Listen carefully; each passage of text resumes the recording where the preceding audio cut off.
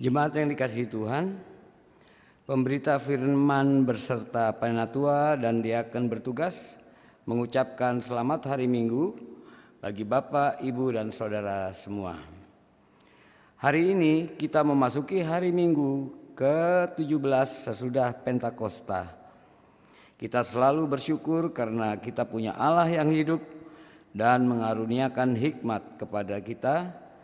Dan biarlah dalam kehidupan kita kehendak Tuhan saja yang terjadi dan kita hidup dalam ketaatan kepadanya.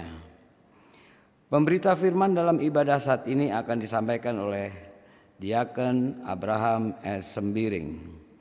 Kiranya ibadah yang kita lakukan saat ini berkenan di hadapan Tuhan dan membawa berkat bagi hidup beriman kita. Jemaat, mari berdiri untuk menyambut firman Tuhan hadir di tengah-tengah persekutuan kita.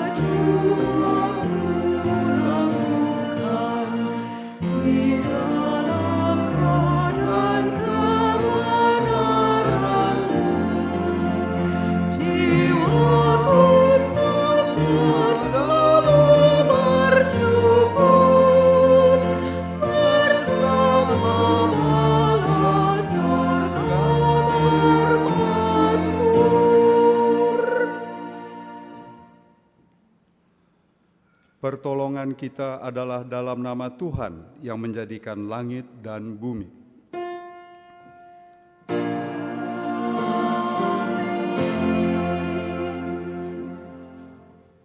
Nas pembimbing kita di hari Minggu pagi ini terambil dari Roma 12 ayat 10 yang menyatakan, "Hendaklah kamu saling mengasihi sebagai saudara dan saling mendahului dalam memberi hormat.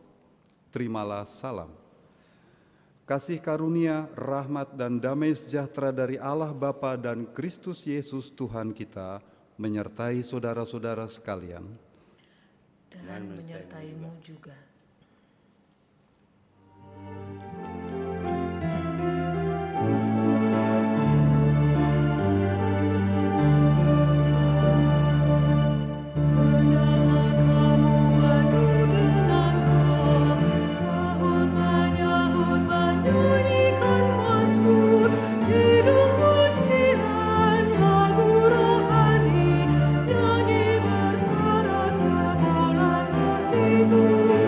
Bagi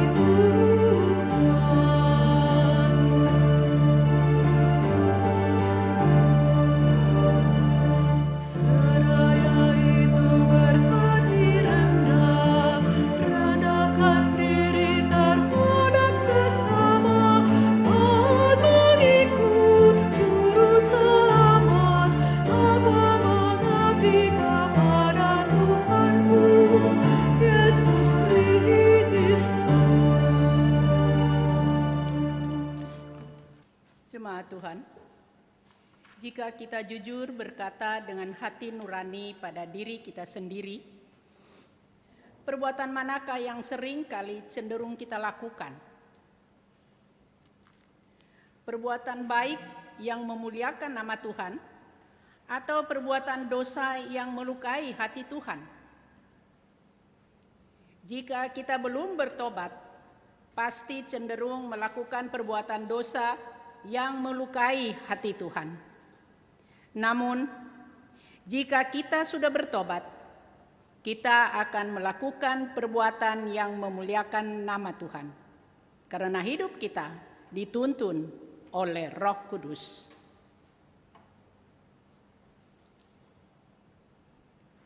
Namun godaan iblis yang bagaikan singa muda yang mencari mangsanya seringkali membuat kami jatuh dalam dosa.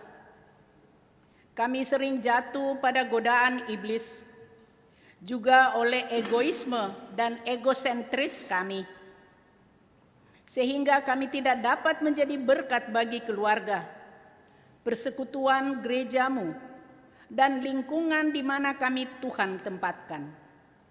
Ampunilah kami ya Tuhan.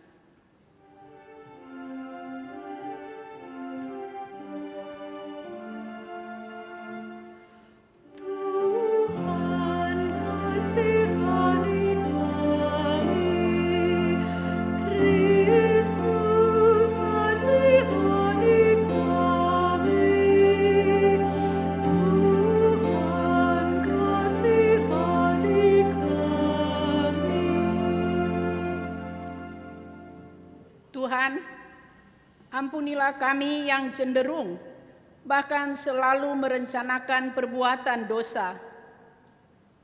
Kami seringkali bersikap egois, bahkan egosentris, memaksakan dengan kekerasan agar kehendak kami terwujud. Ampunilah kami Tuhan, jika pikiran kami tidak memuliakan Tuhan. Kata-kata kami kadang kasar, memaki, merendahkan orang lain.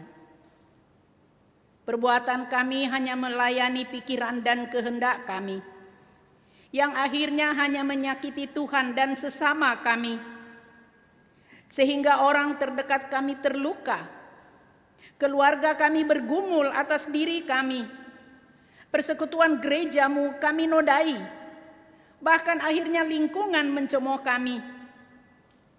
Kami menyadari Tuhan pun kecewa dan marah. Pergumulan demi pergumulan dan kemelangan pun kadang Tuhan izinkan agar kami memasuki pertobatan. Tuntunlah kami pada pertobatan yang Tuhan inginkan. Kami rindu hidup memuliakan nama-Mu ya Tuhan. Kasihanilah kami ya Tuhan. Tuhan kasihani kami, Kristus kasihani kami, Tuhan kasihani kami. Dalam hidup kami yang berkerinduan melayani Tuhan pun kadang tergoda untuk bersifat egois dan egosentris. Pikiran, perkataan, dan perbuatan kami hanya melayani Tuhan dalam pola pikir kami sendiri, sehingga sulit untuk menerima pendapat orang lain dan hanya mau agar pendapat kami yang diterima. Kami melayani sangat bersukacita ketika mendapat pujian dari orang lain. Namun ketika kami mendapatkan kritikan yang membangun sekalipun, kami tersinggung dan memakai kuasa dunia untuk menyatakan sikap dalam melayani Tuhan. Padahal dalam hati nurani, kami berkata, memang ada kekurangan kami. Tetapi sulit untuk merubah diri memasuki pertobatan yang Tuhan kehendaki. Jika dalam pelayanan kami di GPIB Shalom di sini, kadang sikap tersebut kami lakukan selaku pelayan-pelayan-Mu, baik selaku diaken, penatua, pendeta, unit misioner, pengurus komisi, pengurus dan pelayan Pelkat PA, PT, GP, PKB, PKB, PKLU, dan karyawan kantor, anggota dan pengurus BPPJ, bahkan sebagai warga jemaat. Ampunilah kami Tuhan.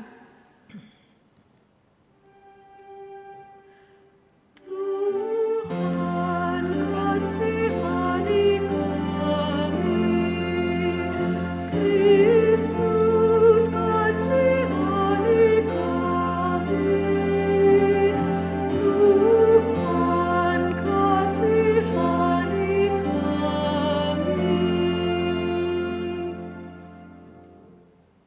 Berikanlah kami pengampunan dan damai sejahtera ya Bapa. Bebaskanlah kami dari dosa-dosa dan baharuilah hidup kami dalam Yesus Kristus, Juru Selamat dunia. Demikian pengakuan umat-Mu. Dengarkanlah ya Tuhan. Kepada setiap orang yang telah mengaku dosa dan bertobat, disampaikan berita anugerah pengampunan, seperti tertulis dalam Lukas 6 ayat 37 yang menyatakan, "Janganlah kamu menghakimi, maka kamu pun tidak akan dihakimi. Dan janganlah kamu menghukum, maka kamu pun tidak akan dihukum. Ampunilah, dan kamu akan diampuni." Berdasarkan firman Tuhan ini, sebagai pelayan Yesus Kristus kami memberitakan bahwa pengampunan dosa telah berlaku dalam nama Bapa dan Anak dan Roh Kudus. Syukur Syukur kepada Tuhan. kepada Tuhan. Amin. Amin.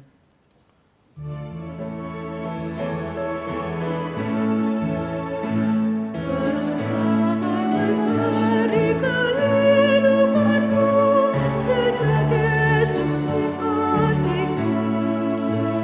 Jiwaku bersinar terang cemerlang sejak Yesus di hatiku. Sejak Yesus di hatiku. Sejak Yesus di hatiku. Jiwaku berkata bagai ombak besar. Sejak Yesus di hatiku.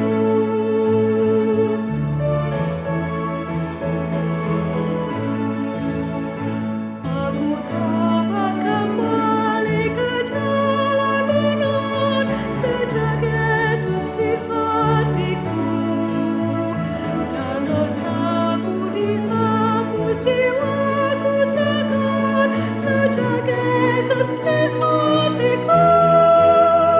Sejak Yesus di hatiku. Sejak Yesus di hatiku. Jiwaku bergemar bagai ombak besar. Sejak Yesus di hatiku. Sidang jemaat yang kekasih, kami undang bangkit berdiri untuk mendengar perintah hidup baru, seperti tertulis dalam Roma 15 ayat 5-7 yang menyatakan, "Semoga Allah yang adalah sumber ketekunan dan penghiburan, mengaruniakan kerukunan kepada kamu sesuai dengan kehendak Kristus Yesus, sehingga dengan satu hati dan satu suara kamu memuliakan Allah dan Bapa Tuhan kita, Yesus Kristus. Sebab itu, terimalah satu akan yang lain, sama seperti Kristus juga telah menerima kita untuk kemuliaan Allah. Roh Kudus menolong kita mewujudkan kemuliaan Allah dalam seluruh hidup dan kesaksian kita di dunia.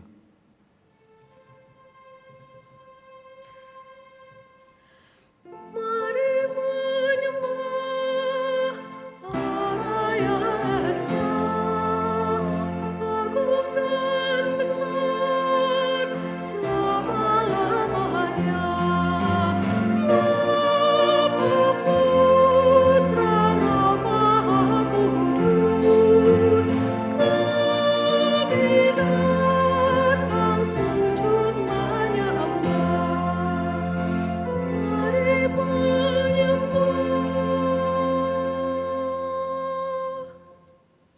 Silakan duduk.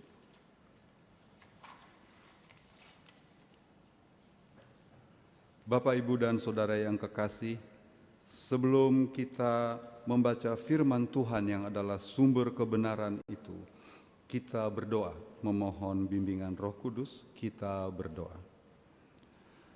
Bapa yang Maha Kasih, inilah kami umat-Mu warga jemaat Shalom, berkumpul bersama-sama melalui jaringan internet bersama-sama untuk menyembah, memuji, dan mendengarkan firman-Mu. Bapa, bukalah pikiran kami, bukalah hati kami, terlebih-lebih iman percaya kami, agar kami sungguh-sungguh memahami dan memiliki pemahaman yang benar tentang apa yang Tuhan firmankan dan apa yang Tuhan inginkan kami perbuat dalam hidup kami. Mampukan juga hamba-Mu yang berbicara ini, agar hamba sanggup dan Tuhan sendiri yang memimpin hamba, agar dapat menyampaikannya dengan baik dan benar seturut kehendak Tuhan, sertai pula kami semua yang mendengarkannya. Di dalam nama Tuhan Yesus kami berdoa. Amin.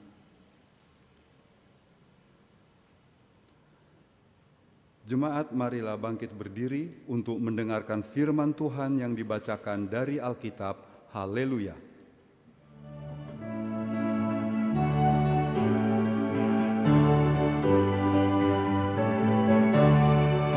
Haleluya, haleluya, nama Tuhan terpujilah. Haleluya, haleluya, nama Tuhan terpujilah.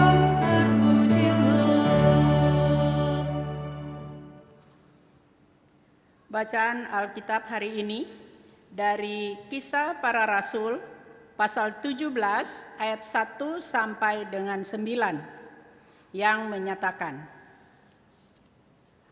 Paulus dan Silas mengambil jalan melalui Amfipolis dan Apolonia dan tiba di Tesalonika. Di situ ada sebuah rumah ibadat orang Yahudi. Seperti biasa, Paulus masuk ke rumah ibadat itu. 3 hari Sabat berturut-turut ia membicarakan dengan mereka bagian-bagian dari kitab suci.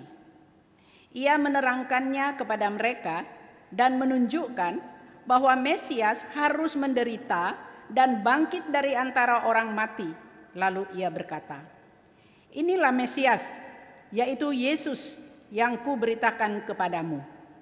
Beberapa orang dari mereka menjadi yakin dan menggabungkan diri dengan Paulus dan Silas dan juga sejumlah besar orang Yunani yang takut kepada Allah, dan tidak sedikit perempuan-perempuan terkemuka. Tetapi orang-orang Yahudi menjadi iri hati, dan dengan dibantu oleh beberapa penjahat dari antara petualang-petualang di pasar, mereka mengadakan keributan dan mengacau kota itu. Mereka menyerbu rumah Yason dengan maksud untuk menghadapkan Paulus dan Silas kepada sidang rakyat. Tetapi ketika mereka tidak menemukan keduanya, mereka menyeret Yason dan beberapa saudara ke hadapan pembesar-pembesar kota sambil berteriak, katanya, "Orang-orang yang mengacaukan seluruh dunia telah datang juga kemari." Dan Yason menerima mereka menumpang di rumahnya. Mereka semua bertindak melawan ketetapan-ketetapan Kaisar dengan mengatakan bahwa ada seorang raja lain, yaitu Yesus. Ketika orang banyak dan pembesar-pembesar kota mendengar semuanya itu, mereka menjadi gelisah. Tetapi setelah mereka mendapat jaminan dari Yason dan dari saudara-saudara lain, mereka pun dilepaskan. Demikianlah pembacaan Alkitab. Hendaklah firman Tuhan dengan segala kekayaannya diam di antara kamu, dan ucaplah syukur kepada Allah.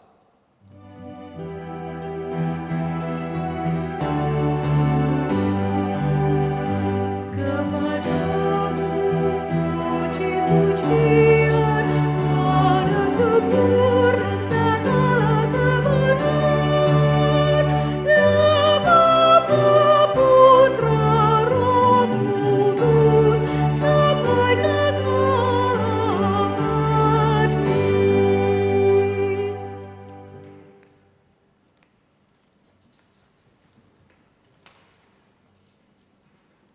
Bapak, Ibu, dan saudara-saudara yang kekasih, selamat hari Minggu, selamat pagi.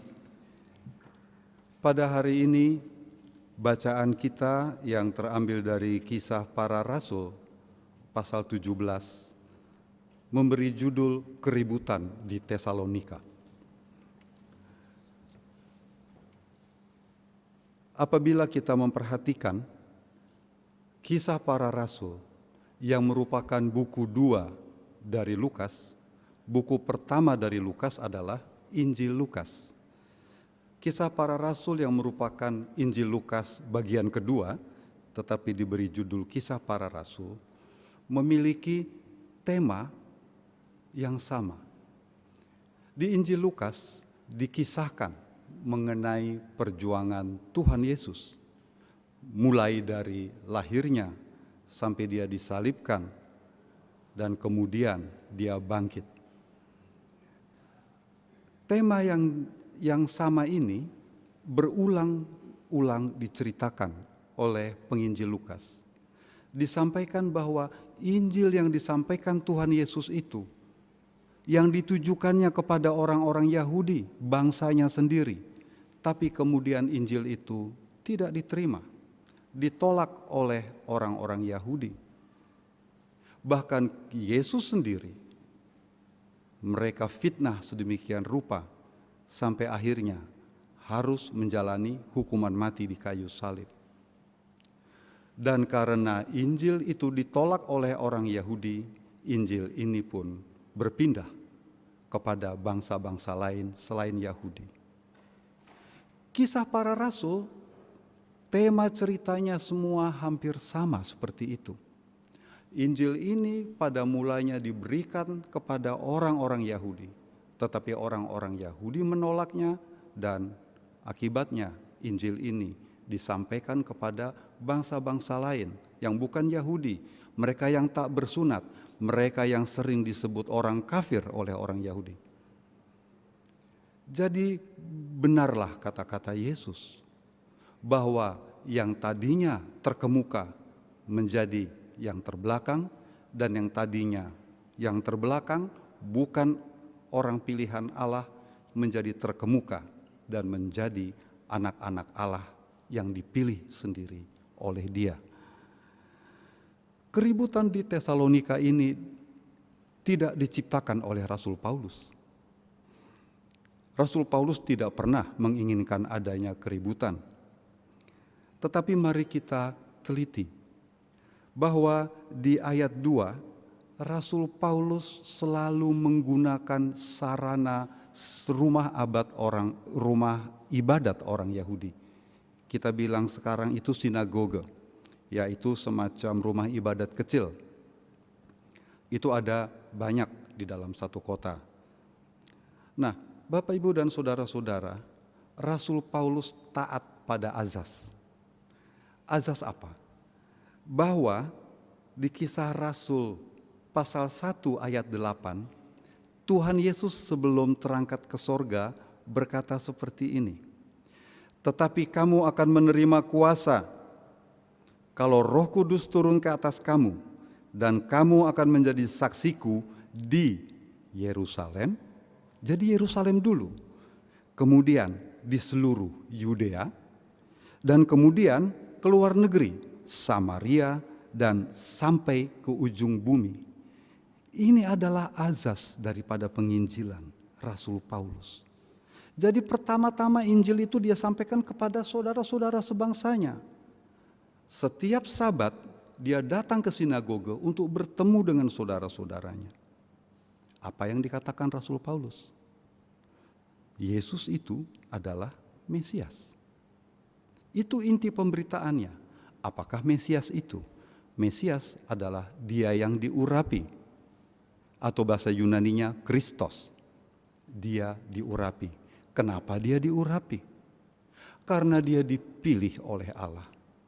Bahwa Yesus ini adalah Dia sang terpilih. Karena itu dia menjadi Mesias dan Kristus. Ini adalah pemberitaan Rasul Paulus.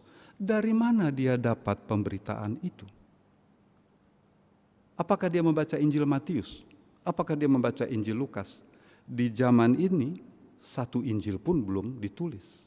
Bahkan Rasul Paulus sampai akhir hayatnya tidak pernah membaca Injil Matius, Markus, Lukas, dan Yohanes. Kitab suci yang menjadi dasar pemberitaan Rasul Paulus adalah kitab Taurat dan kitab para nabi yang seperti mereka biasa baca di hari Sabat di dalam sinagoge. Jadi kitab suci ini disampaikan oleh Rasul Paulus pernyataan-pernyataan para nabi mengenai kemesiasan Yesus ini. Jadi ada perbedaan pandang, Bapak, Ibu, dan saudara-saudara. Dalam sudut pandang Paulus yang telah bertobat menerima Kristus ini, bahwa kitab Yahudi ini, semua kitab para nabi ini adalah nubuat, sedangkan Kristus adalah penggenapannya. Di dalam pandangan orang Yahudi, kitab para nabi ini adalah firman Tuhan. Kristus adalah kriminal yang dihukum mati di kayu salib. That's it. Cuman begitu. Dan menurut orang Yahudi, Mesias kami itu tidak akan pernah seperti Yesus itu dihukum mati. Mesias yang kami harapkan seperti Daud. Dia datang berkuasa menumpas musuh kami dan menolong hidup rakyatnya sampai makmur. Itu Mesias di dalam persepsi orang Yahudi. Nah, tetapi permasalahannya Bapak, Ibu, dan saudara yang kekasih, Mesias yang disampaikan Rasul Paulus ini bukanlah Mesias raja dalam pengertian raja militer, raja dunia ini, raja yang berpolitik, tetapi Yesus adalah raja dari kerajaan Allah. Kerajaan Allah yang akan didirikannya ini adalah merupakan ajaran Kristus sendiri yang kemana-mana disampaikan Rasul Paulus. Bahwa nanti akan tibanya kerajaan Allah itu, di mana kita semuanya akan hidup di dalamnya. Ini yang disampaikan Rasul Paulus. Sehingga orang Yahudi yang menolak Kristus tentu berbeda persepsi dari yang disampaikan Rasul Paulus.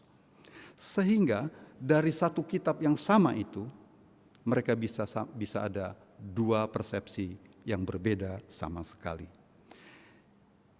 Bapak, Ibu, dan saudara yang kekasih, orang-orang Yahudi ini sebagian menjadi percaya. Mari kita baca ayat yang keempat. Beberapa orang dari mereka menjadi yakin. Jadi dari begitu banyak orang Yahudi yang ada di sinagoge itu dan sekitarnya, hanya beberapa orang yang bertobat dan menerima Kristus. Tetapi selanjutnya, sejumlah besar orang Yunani yang takut pada Allah bertobat dan mengikuti Paulus.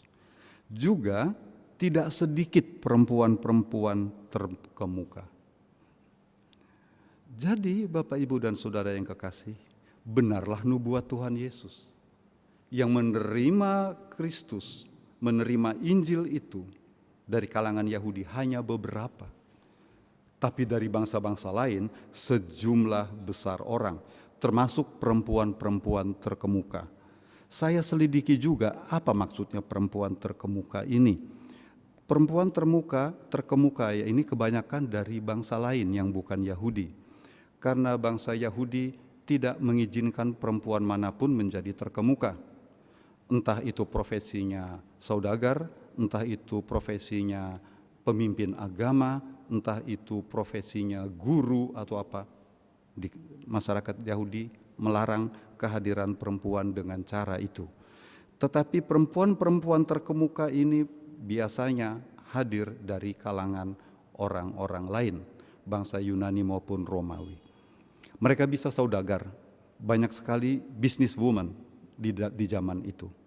Mereka bisa jadi yang tadinya mereka adalah imam di kuil Afrodit. Harus perempuan, karena dewinya perempuan.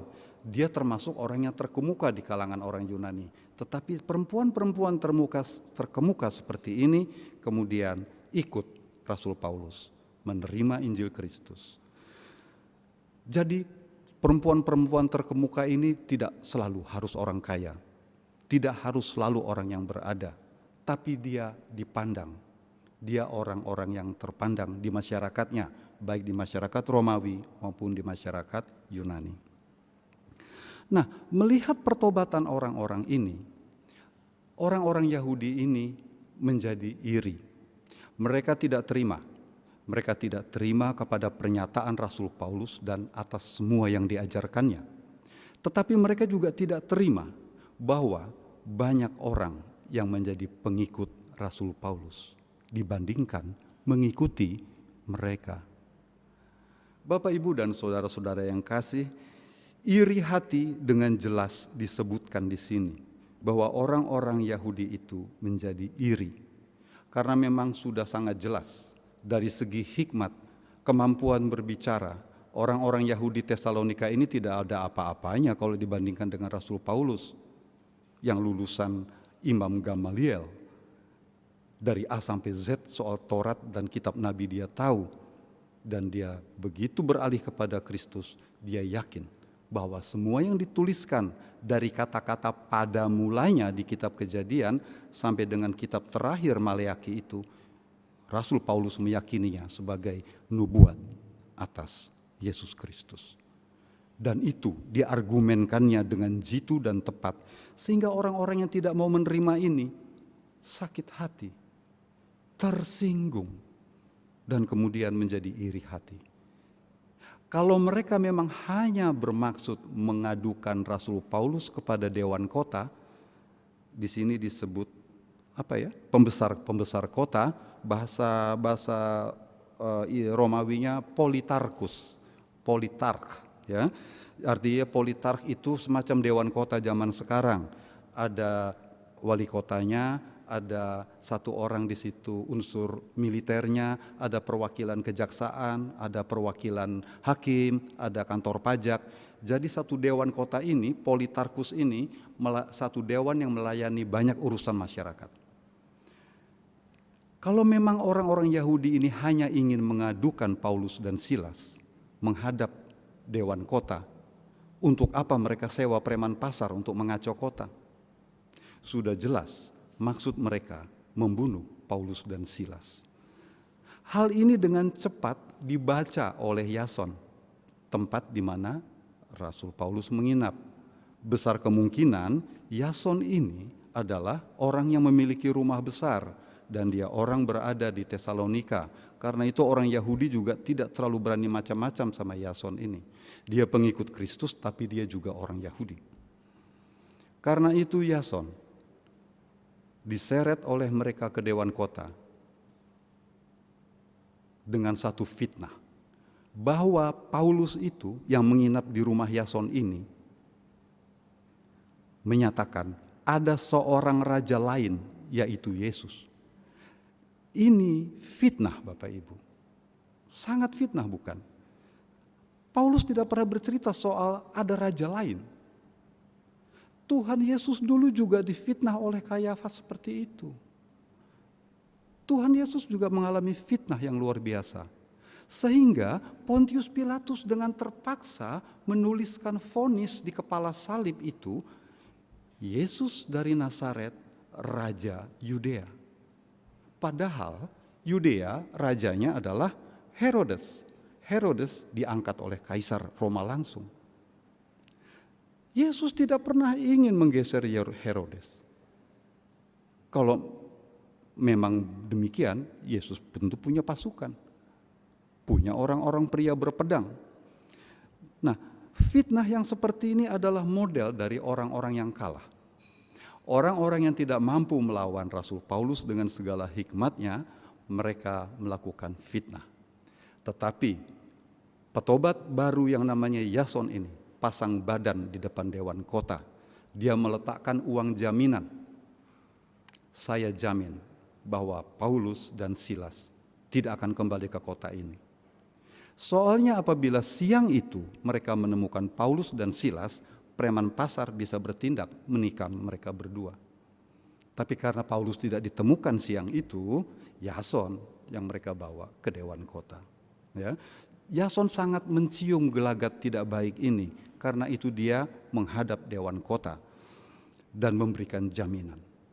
Dan betul, Yason melaksanakan kata-katanya. Malam itu juga Paulus dan Silas mereka larikan keluar kota. Peristiwa ini adalah peristiwa pertemuan pertama Rasul Paulus dengan orang-orang Tesalonika. Dan dia harus keluar lari terbirit-birit dari kota itu. Tetapi beberapa waktu kemudian, Rasul Paulus mendengar kabar dari Tesalonika. Ada kurir datang dari Tesalonika menghadap Rasul Paulus, saya lupa di kota mana, menanyakan beberapa hal. 1 Tesalonika ditulis Rasul Paulus. Bapak Ibu boleh baca sendiri. Bagaimana di 1 Tesalonika 1, di 1 pasal itu, Rasul Paulus memuji-muji pertumbuhan iman jemaat ini. Rasul Paulus mengatakan bahwa kamulah buah yang baik dari pemberitaan kami. Betapa Rasul Paulus memuji-muji jemaat ini. Padahal pertemuan pertama mereka sangat berantakan seperti ini. Siapa yang bekerja? Roh Kudus, Bapak Ibu. Paulus cuma menaburkan begitu saja. Dia cuma 3 kali hari Sabat bertemu dengan mereka. Paling lama dia sebulan di Tesalonika, paling lama. Sesudah itu harus dilarikan keluar kota. Tetapi Roh Kudus yang mempunyai pekerjaan itu menyertai umatnya sehingga mereka bertumbuh, berkembang dan dipuji-puji oleh Rasul Paulus dalam 1 Tesalonika. Bapak, Ibu, dan Saudara yang kekasih, di dalam kehidupan kita dewasa ini, perbedaan pendapat, perbedaan paham di antara kita sesama warga jemaat, kita dengan orang-orang di luar gereja sana juga sering sekali terjadi. Bahwa kita mungkin di sosial media kita melihat bahwa ada ulama yang berkata Alkitab itu nonsens atau Alkitab itu palsu, bahwa Bible itu tidak asli, semuanya palsu. Kita orang Kristen diminta untuk tetap buka mata terhadap hal-hal yang seperti ini. Buka mata dalam arti kita peka, kita sensitif, tetapi tersinggung taruh di belakang. Jangan kita cepat tersinggung dengan hal-hal yang demikian. Kita harus membaca suasana, membaca tanda zaman dengan baik. Karena orang-orang yang seperti itu, mereka sendiri mungkin tidak bermaksud berkata begitu. Mungkin dia disuruh orang melakukan itu dengan bayaran untuk sekedar test case. Orang Kristen gimana reaksinya? Kalau ibu, bapak, dan saudara sekalian cepat langsung memainkan jempol kita pada hal itu dan memaki-maki dan langsung, maka ketahuanlah bahwa kita orang yang tidak bisa menerima pendapat orang lain. Kita harus mengerti bahwa pendapat itu disampaikannya bukan karena dia menghujat agama Kristen, tetapi karena para politisi yang mau untuk test case. Supaya ini kan 2 tahun lagi kita mau pemilu, ya, supaya mereka tahu siapa yang harus dirangkul, gereja perlu dirangkul atau orang Kristen dibiarkan saja jadi floating mass atau apa, pokoknya mereka perlu. Jangan heran apabila di hari-hari mendatang menuju ke pemilu 2024 kita mendapati hal-hal makin banyak seperti itu. Kita waspada, kita peka, tapi jangan cepat tersinggung. Jangan seperti orang-orang Yahudi di Tesalonika ini. Karena kita memang sebetulnya sebagai masyarakat sosial tidak bisa hidup sendiri. Dan kita tidak bisa ngotot dengan pendapat kita sendiri. Saya pernah, waktu kali pertama saya mendarat di Bandara Samratulangi, Manado, saya baca ada tulisan besar, Situ Timau Tumauto. Saya hafalkan itu dan kemudian saya tanya, lalu saya baca di Google. Ternyata itu arti aslinya adalah manusia hidup untuk menghidupi manusia. Itu arti harfiahnya. Ini adalah falsafah kuno bangsa Minahasa. Tapi sesudah Kristen masuk, situ timou tumoto berubah sedikit, ditingkatkan. Manusia hidup untuk memanusiakan orang lain. Jadi Bapak, Ibu, dan Saudara yang kekasih, pada intinya berdasarkan falsafah itu, manusia tidak bisa hidup sendirian. Kita adalah makhluk sosial yang selalu bergantung kepada sesama kita. Bahwa sebagaimana pelajaran kita terima dari keiri hatian orang-orang Yahudi ini, yaitu mereka tidak bisa menerima pendapat orang lain. Mereka selalu mau pendapatnya saja. Persis seperti kata-kata di dalam doa pengampunan dosa. Kita terlalu egois, egosentris, mempertahankan apa yang kita anggap benar dan tidak peduli dengan kebenaran yang disampaikan orang lain. Kita juga perlu tahu, apabila benar, kita harus akui itu benar. Apabila itu Alkitabiah, kita harus katakan, betul Anda Alkitabiah. Itu hal pertama Bapak Ibu. Dan kemudian ada hal kedua. Hal kedua adalah azas penginjilan yang ditaati Rasul Paulus. Di semua kota yang didatangi Rasul Paulus, dia tidak berdiri di pasar dan langsung bercerita tentang Yesus. Tidak. Dia selalu cari sinagoga. Dia cari saudara-saudara sebangsanya dulu. Karena itu yang dilakukan Tuhan Yesus juga. Selama dia ada, melayani, dia selalu menyampaikan Injil, kabar sukacita itu lewat gedung sinagoga itu, di mana isinya memang orang Yahudi. Tapi kemudian Injil itu ditolak, maka Injil itu diberitakan kepada bangsa-bangsa lain. Nah, jadi Bapak Ibu, seperti perintah Tuhan Yesus bahwa engkau diberi kuasa oleh Roh untuk mengabarkan berita keselamatan itu mulai dari Yerusalem, bahwa kita semua masing-masing punya Yerusalem kita Bapak Ibu, yaitu kelompok kecil kita di rumah. Itulah Yerusalem kita yang wajib kita beritakan kabar sukacita. Kemudian Yudea, lingkungan kita yang lebih besar, di jemaat kita sendiri, bahkan keluar tembok gereja ini, bahkan sampai ke ujung bumi. Ini adalah merupakan azas penting dari yang diajarkan Rasul Paulus dan Tuhan Yesus juga dahulu tentang bagaimana kita menginjili. Bahwa penginjilan itu selalu dilakukan dan dimulai dari orang-orang terdekat. Kita memberikan perhatian, kita memberikan hal-hal dan menyampaikan kabar yang baik kepada mereka terlebih dahulu. Dan hal terakhir Bapak, Ibu, dan Saudara yang kekasih, dari juang dan gumul Rasul Paulus ini, kita meyakini bahwa Rasul Paulus ini adalah orang yang sangat misioner. Misioner maksudnya apa Bapak Ibu? Misioner dalam arti yang baku zaman dulu, berusaha mencari pengikut. Itu misioner. Berusaha untuk mencari pengikut. Rasul Paulus, apapun usahanya, dengan pertolongan Roh Kudus, di kota manapun, saya pasti dapat pengikut. Karena Kristus yang saya beritakan itu punya kuasa untuk menghimpun mereka. Tetapi di zaman modern ini, apabila kita mendengar percakapan berdua Tuhan Yesus dan Rasul Petrus, apabila engkau mengasihi aku Petrus, gembalakanlah domba-dombaku.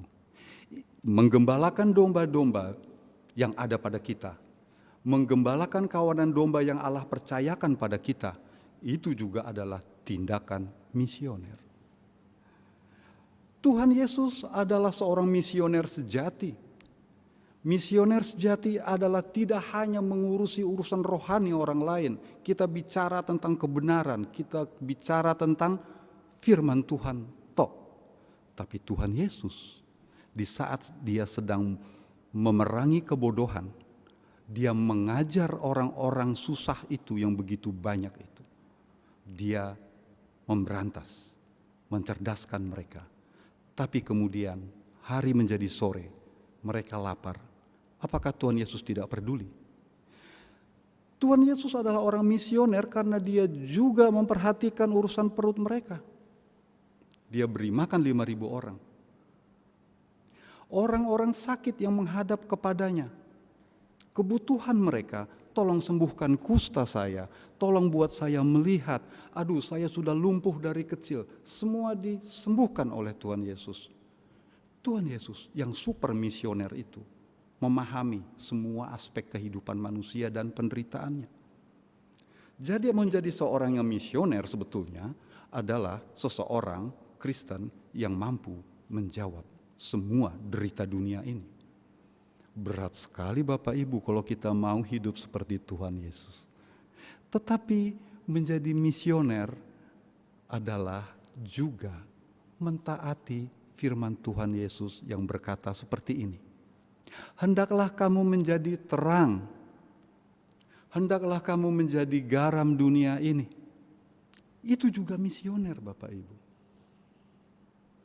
Dan kita semuanya diamanatkan seperti itu. Menjadi terang, sekecil apapun terang yang kita punya. Yang penting itu membuat orang lain mampu melihat lantai supaya mereka tidak terantuk. Sekecil apapun asin yang kita punya, tapi kita memberikan rasa kepada orang lain. Rasa yang positif, rasa yang baik. Jadi menjadi garam dan terang itu artinya sesedikit apapun talenta yang kita punya, tapi kita mampu menjadi manfaat bagi sesama kita. Itu sudah misioner Bapak Ibu. Inilah orang-orang Kristen yang sudah menyampaikan firman Tuhan bahwa dia selalu ingin menjadi berguna, selalu ingin membawa manfaat bagi sesamanya di lingkungannya dan di lingkungan tempat lain di mana dia berada. Biarlah kiranya Tuhan Yesus yang memiliki pekerjaan ini, yang telah mengutus Bapak Ibu menjadi umat misioner ini, menyertai kita semuanya, Bapak Ibu Saudara dan saya, agar kita senantiasa mampu menjawab tantangan zaman ini dan kita menjadi berguna bagi sesama kita. Terpujilah Kristus. Amin.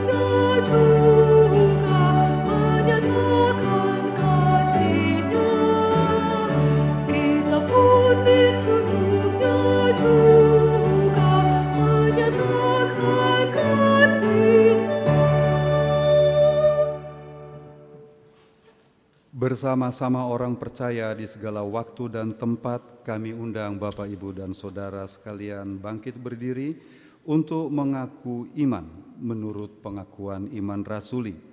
Dengan hati dan mulut kita masing-masing berkata, Aku percaya kepada Allah Bapa yang Maha Kuasa, Halik langit dan bumi, dan kepada Yesus Kristus anaknya yang tunggal Tuhan kita, yang dikandung daripada Roh Kudus, lahir dari anak darah Maria, yang menderita di bawah pemerintahan Pontius Pilatus, disalibkan, mati dan dikuburkan, turun ke dalam kerajaan maut, pada hari yang ketiga bangkit pula dari antara orang mati, naik ke surga, duduk di sebelah kanan Allah, Bapa yang Maha Kuasa, dan akan datang dari sana untuk menghakimi orang yang hidup dan yang mati.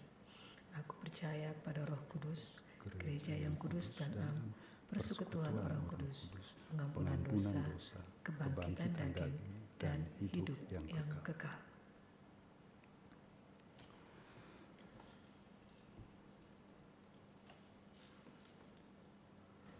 Mari kita menaikkan syafaat kita.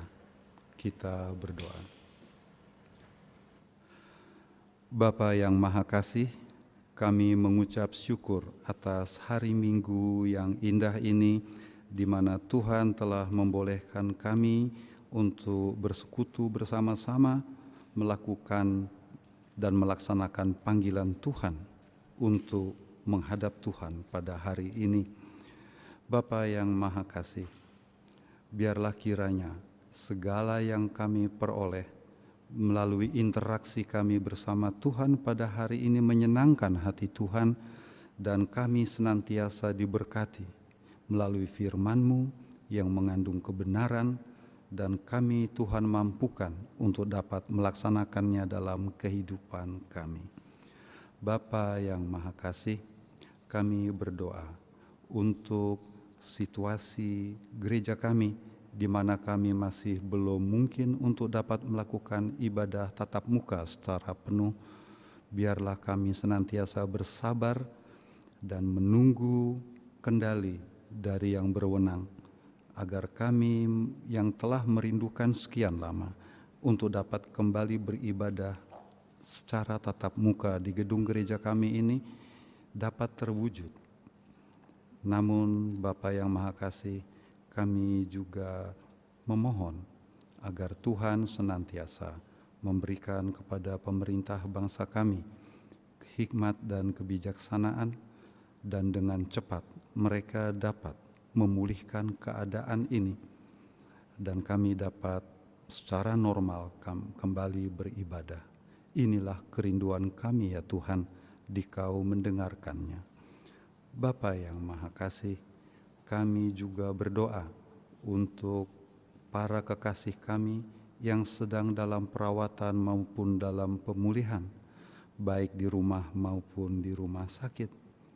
Kami berdoa untuk Bapak Grace Yono Santoso, Bapak J.A. Lasamahu, Ibu Nahumuri, Bapak Penatua Wagito Purwono, Ibu Sakwarela, Ibu Merilo Hanapesi, Bapak Sarono, Ibu Diksi Siahanenia, Ibu Marta Rolanda, Nona Margrit Rolanda, dan Ibu Joyce Alexandra Wardana Tumuyu, Bapak Rasto Edi, Ibu Heni Parengkuan, Ibu Lantang, Ibu Alfa Rose Mary Siahaan, Ibu DP Siahaya, Ibu Kaligis, Bapak John Samalo, Bapak SD Manafe, Nyonya Masye Manafe, Bapak Hananta Boga, Bapak Susito Kasan Prawiro. Biarlah kiranya yang sebagian ini adalah orang tua kami yang telah lanjut usia. Tuhan jaga, Tuhan rawat di dalam kelemahan tubuh mereka. Dan bagi saudara kami yang dalam perawatan rumah sakit secara intensif, Tuhan jadikanlah semua dokter, semua perawat, bahkan peralatan yang canggih yang mereka miliki menjadi perpanjangan tangan Tuhan untuk menjangkau bagian tubuh mereka yang sakit. Bapa, umur kami ada di tangan-Mu, kesehatan kami semua ada di tangan-Mu. Karena itu Tuhan berkenan menjawab doa-doa kami untuk kesehatan saudara-saudara kami kekasih yang telah kami sebutkan namanya tadi. Kami juga berdoa untuk pokok-pokok doa keluarga minggu ini.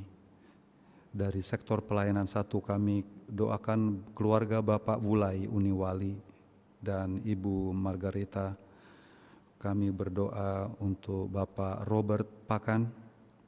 Kami berdoa untuk keluarga Ibu M. Sukamto.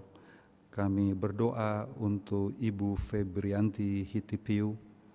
Kami juga berdoa untuk Ibu Vanessa Tobing. Dan kami berdoa untuk Bapak Robert Wowor. Setiap keluarga memiliki pergumulannya masing-masing ya Bapak. kami juga memahami bahwa Tuhan senantiasa memberikan kekuatan bagi barang siapa yang senantiasa berharap kepadamu. Bapa, biarlah kiranya keluarga-keluarga yang kami doakan ini senantiasa Tuhan tambahkan rezekinya, Tuhan tambahkan ketaatannya, dan Tuhan kiranya senantiasa membimbing para keluarga ini ke jalan yang Tuhan kehendaki. Bapa yang Maha Kasih, kami juga berdoa untuk pelayanan majelis jemaat di Gereja Shalom. Kami juga berdoa untuk pelaksana harian majelis jemaat. Kami berdoa untuk seluruh presbiter, penatua dan diaken, beserta dengan keluarga dan cucu mereka masing-masing. Bapa, biarlah Tuhan sendiri yang membimbing kami, para pemimpin Gereja Shalom ini, agar kami senantiasa bertambah-tambah hikmat-Nya, dan kami dapat memutuskan banyak hal secara bersama-sama untuk kebaikan pelayanan di rumah-Mu ini ya Tuhan. Kami secara khusus berdoa untuk Bapak Gembala Jemaat kami, Bapak Pendeta Aprianus Libat beserta keluarga, dan Ibu yang jauh di Kalimantan sana. Biarlah kiranya Tuhan senantiasa memberikan kepada beliau dan keluarga kesehatan dan semangat pelayanan yang senantiasa tinggi, agar kami bersama-sama dapat menggembalakan umat-Mu ini menuju tempat yang baik. Bapa yang Maha Kasih, pada minggu berjalan ini kami juga mengucap syukur atas pertambahan usia maupun usia perkawinan dari saudara-saudara kami ini. Bapak Billy Kurniawan pada 19 September, Saudara Matthew Andrio pada tanggal 19 September, Bapak Victor Nadabdab pada tanggal 20 September, dan anak kami Yehezkiel Maulani pada tanggal 20 September, dan anak kami Fredly Konai pada 21 September, Bapak Sudino Andreas pada 22 September, dan Ibu S. Kasan Prawiro pada tanggal 22 September, dan Nyonya Martana Nion pada tanggal 24 September, Nyonya Kartika Chandra Budi pada 24 September, dan Nyonya Yeni Indarti Mangiri. Tuhan, betapa Tuhan sangat baik, senantiasa memberikan bagi kami sukacita di dalam pertambahan usia kami. Dan biarlah saudara-saudara yang kekasih kami ini senantiasa memberikan sukacita di dalam hidupnya, dan biarlah usia yang terus Tuhan tambahkan ini menjadikan mereka orang yang semakin hari semakin rajin melayani Tuhan dan dapat berguna bagi sesamanya. Bapa yang Maha Kasih, kami juga berdoa untuk harapan-harapan dan doa-doa kami pribadi. Ada doa yang sampai hari ini Tuhan belum jawab bagi kami. Entah itu berkaitan dengan keadaan kesehatan kami, ada yang berkaitan dengan keadaan ekonomi, ada yang berkaitan dengan kasus-kasus dalam keluarga.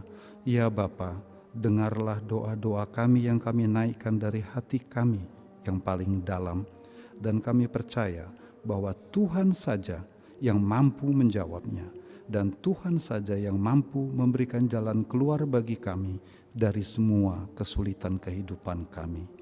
Jangan biarkan kami tergelincir dan dimangsa kuasa-kuasa kegelapan.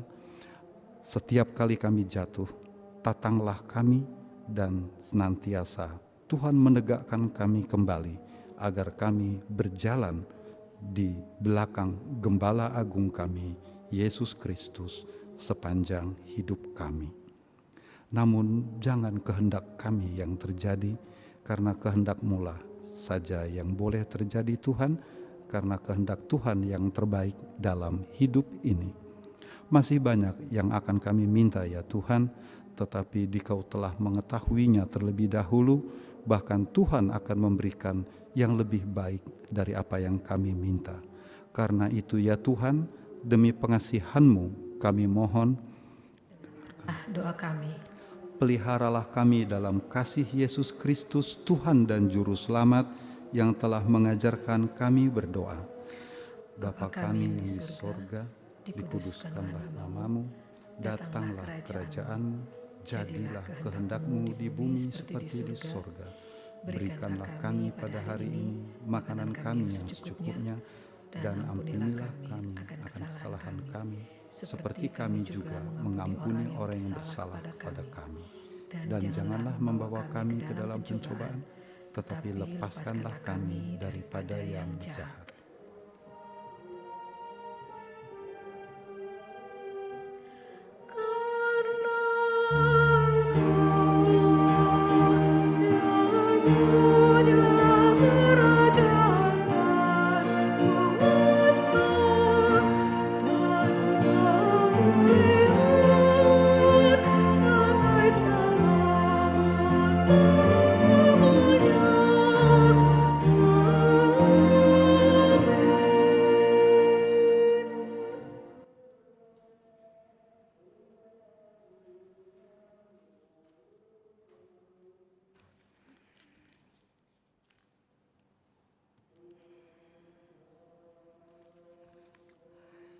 Jemaat, marilah kita mengucap syukur kepada Tuhan dengan memberi persembahan kepadanya.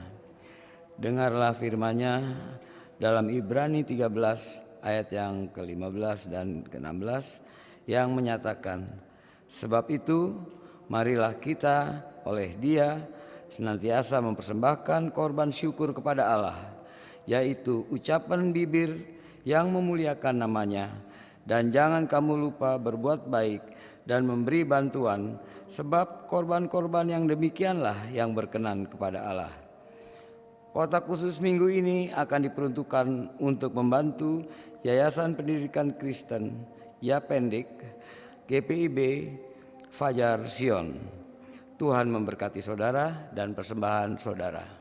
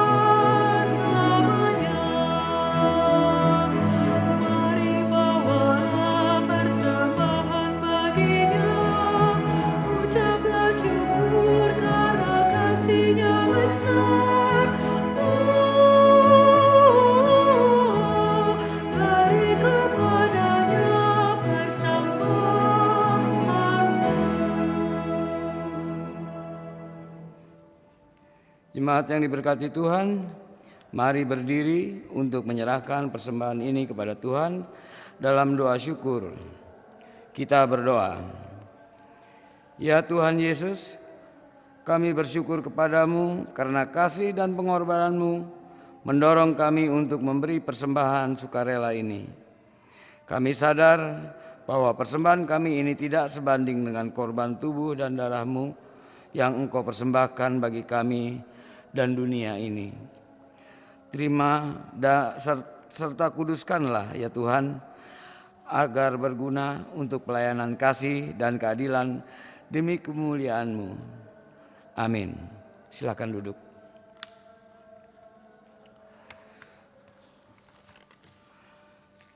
Mohon perhatian jemaat untuk mendengarkan penekanan warta jemaat minggu ini. Ucapan terima kasih. Majelis bertugas beserta seluruh warga jemaat GPIB Shalom di DKI Jakarta yang hadir dalam ibadah ini mengucapkan terima kasih atas pelayanan Diakon Abraham S. Semiring dalam ibadah minggu pagi hari ini. Kiranya Tuhan Yesus Kristus nantiasa memberkati Bapak dalam tugas dan pelayanan selanjutnya. Ibadah keluarga. Jemaat hendaknya kita tetap setia untuk melaksanakan ibadah keluarga di rumah masing-masing pada hari Rabu tanggal 22 September 2021 secara live dengan melalui aplikasi Zoom Meeting, juga disiarkan secara live melalui kanal YouTube. GPIB Jemaat Shalom di DKI Jakarta mulai pukul 19.30 waktu Indonesia Barat. Untuk link meeting ID, passcode, dan untuk link ibadah kanal YouTube akan dibagikan melalui grup sektor masing-masing.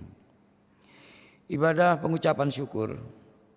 Ibadah pengucapan syukur keluarga almarhum Ibu Neti Sukendar Wuntu, warga sektor pelayanan 4, akan diadakan pada hari Minggu tanggal 26 September 2021 pukul 12 bertempat di GPIB Shalom DKI Jakarta. Dilaksanakan melalui Zoom Meeting dan ibadah dilayani oleh pelayan firman Pendeta Aprianus Libat. Pelayan liturgi oleh Diakon Jeffrey O.B. Raranta. Demikian untuk diketahui oleh warga jemaat. Berita duka cita.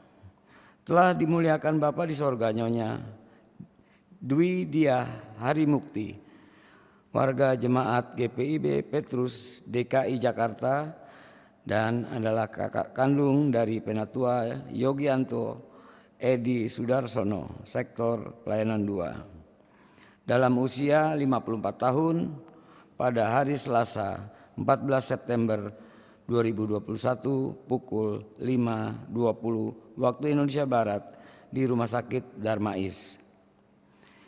Ibadah pelepasan dan pemakaman pada hari Rabu tanggal 15 September 2021 pukul 9.30 waktu Indonesia Barat dari Rumah Duka Elim Rumah Sakit Harapan Kita langsung menuju Taman Pemakaman Umum Petamburan untuk dimakamkan.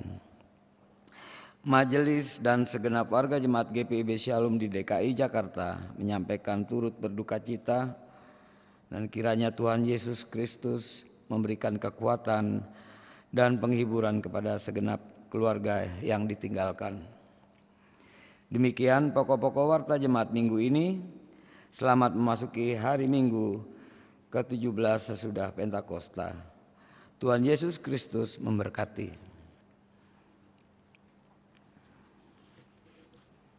Jemaat yang diberkati Allah, kami undang bangkit berdiri. Pergilah dengan damai sejahtera Tuhan ke dalam kehidupanmu sehari-hari dan lakukanlah firman Tuhan yang telah saudara dengar.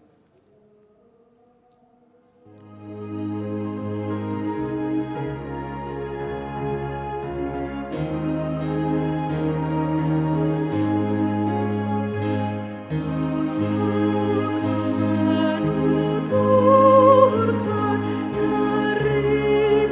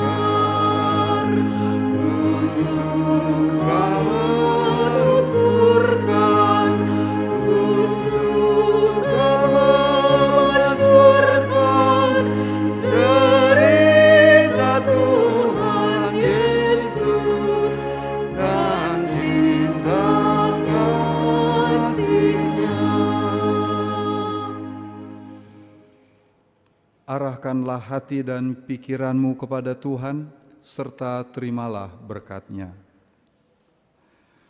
Tuhan memberkati engkau dan melindungi engkau.